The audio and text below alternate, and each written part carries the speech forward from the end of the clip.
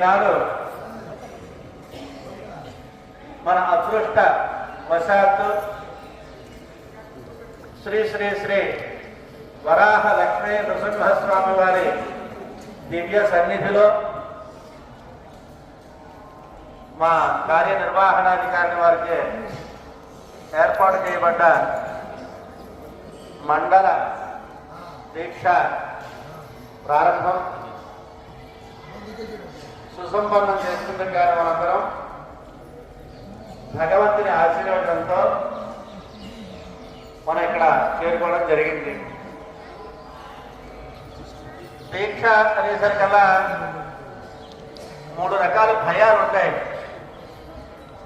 ముందు ముఖ్యంగా ఎక్కువగా ఈ కార్తీకము, మార్గశిరము, పుష్యమాసాల్లో ఈ దీక్షలు అనేవి ఎక్కువగా చేయడం